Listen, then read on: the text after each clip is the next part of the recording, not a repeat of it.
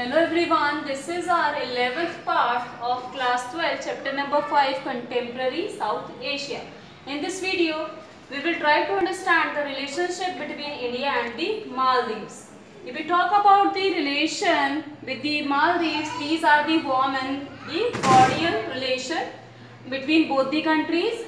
But there is some problem in November 1988 when Tamil mercenaries from Sri Lanka attacked Maldives. Indian Air Force and Navy helped quickly because Maldives asked the help from the India, and this is in this time, in the crisis time, India helps the Maldives. Maldives is an island country also.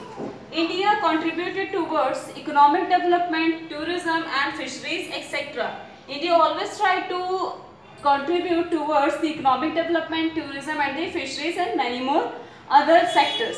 If we talk about the ingest, that the difference the relationship between India and the Maldives, India and the Bhutan, India and the Nepal, Pakistan, Bangladesh, Sri Lanka, these countries have relation not with the India only, they also have the relation with other countries also. That we can take the example of the Bhutan and Nepal.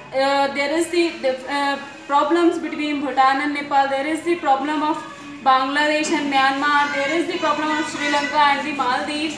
But what we can say, or what we can conclude from the relationship between these 7 countries, we can say that India always support the stability of the democratic government in these countries, because if there will be the instability in the neighboring countries, then the unstable government will be run by any powerful country. Therefore, India wants stability in other countries, in their neighboring countries. In the next video, we will meet with the next topic. Till then, thank you.